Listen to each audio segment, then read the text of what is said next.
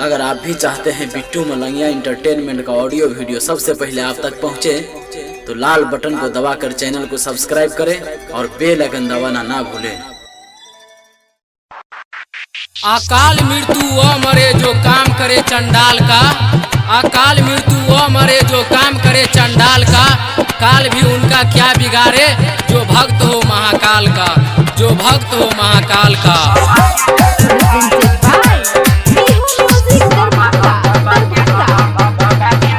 Presented by Bittu Malangia Entertainment.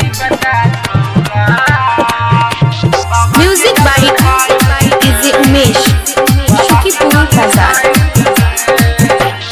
डाक बम बन क जेते बाबा धाम यो, बन जेते सबक बिगड़ल काम यो, सबसे पहले पहुँच जेते अयो दीपका छौरा बाबा के जल ढार देते, मनीषवा छौरा बाबा के जल ढार देते, चिलम चीख के भांग पी के रमेतन भस्मा का चोला, तीनों लोग थर थर कांपे जब तांडव करे मेरा भोला। हर हर महादेव, हर हर Mahadev. Recording by Vivo Music Darbhanga. DJ Bittu Malangia. DJ Bittu Malangia. Madhubani.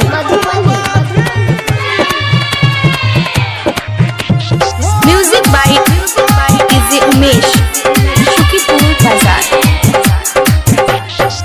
सावन में रिम झिम बरसै छै पानि के फुहारायो, बोलबम बोलबम बोलत जेतै मिलतै भोला के सहारायो। सावन में रिम झिम बरसै छै पानि के फुहारायो, बोलबम बोलबम बोलत जेतै मिलतै भोला के सहारायो, सबे कमरिया जुट जेतै हयो गोविंदा छौरा बाबा के जल ढार देतै, मुकेशवा छौरा बाबा के जल ढार देतै। महाकाल का नारा लगाकर हम दुनिया में छा गए, महाकाल का नारा लगाकर हम दुनिया में छा गए, हमारे दुश्मन भी छुप कर बोले वो देखो महाकाल के भक्त आ गए, महाकाल के भक्त आ गए। DJ Bittu Malangia. DJ Bittu Malangia. Madhubani.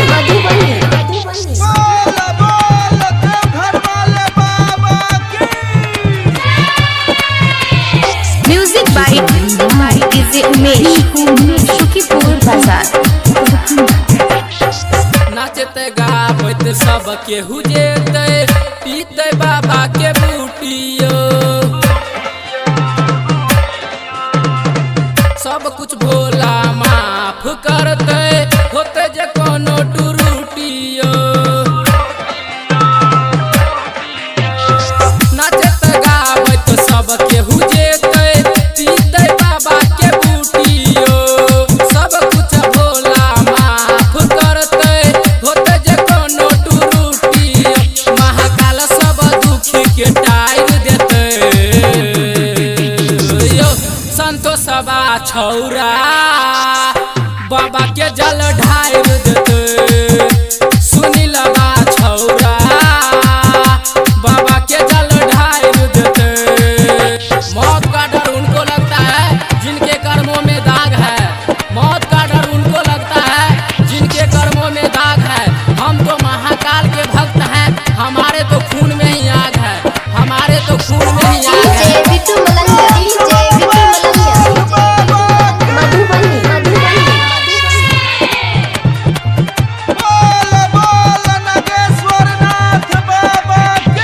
Music by DJ Umesh, Shukipur Bazaar. Writer Ranjit Bablu Kishan रहत सबसे अगारियो, अमर प्रेमी जल ढरेतै सबके बारी बारियो।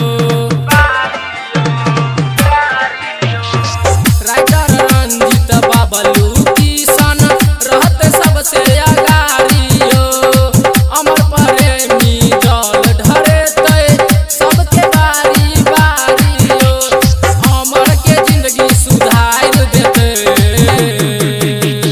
यो सुरेशवा छौरा बाबा के जल ढार देते रमेशवा छौरा बाबा के जल ढार देते।